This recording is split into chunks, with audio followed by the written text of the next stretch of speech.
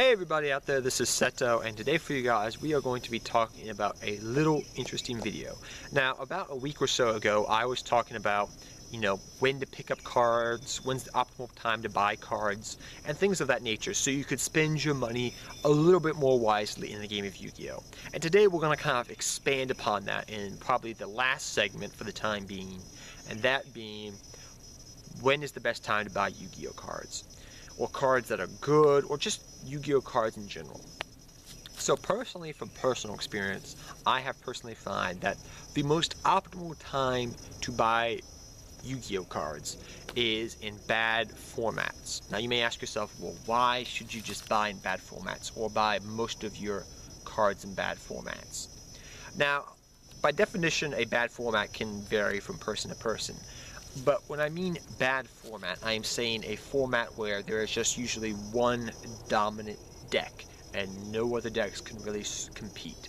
The most recent example I can give of this to you is Dragon Ruler format 2.0 and 2.1. So after Lord of the Techian Galaxy, after that ban list where the babies got hit, and following to the beginning of 2014, that span of time was, I personally consider, a bad format, because there was pretty much one dominant deck and no other. Yes, you had Prophecy, but let's be real here, after Judgment got banned, it was pretty much just E-Dragons.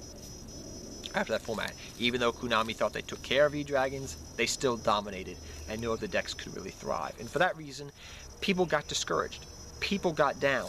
And people wanted to quit the game, and some people sold off their collections. The cards that were used in the main meta deck, Dragon Rulers, were expensive, but other cards good cards like Lavava Chain, Dagusto Emerald, Cult Soldier Wolfbark, for crying out loud, which a couple months later became very good, and +1 Fire Fist were very cheap cards that you could pick up.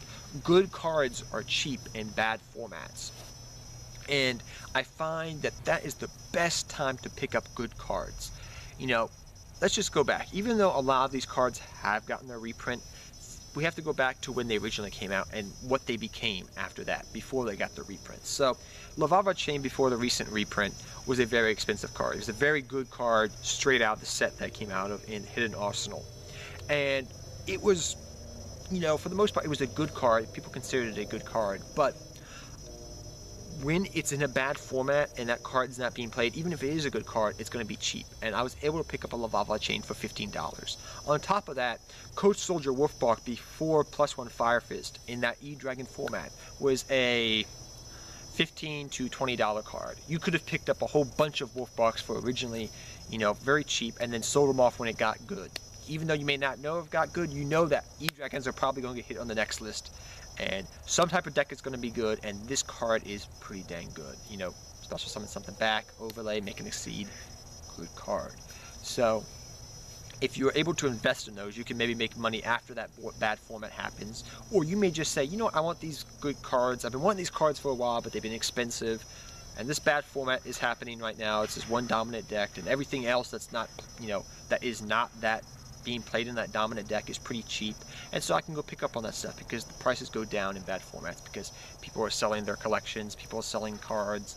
People don't value the cards, even though they may be good. If they're not being played in the main meta decks, they're cheaper, so you can get a better deal, get a better bargain, and things like that. So that's the main time I try to pick up, those cards that are good, that have potential, cards that I just want to play for the future. Invest in cards that I think that after that bad format may become expensive, like Coach Soldier Wolfbark did, and things of that nature. That's the best time I find to invest in cards. So those are just my little thoughts there, guys, on that.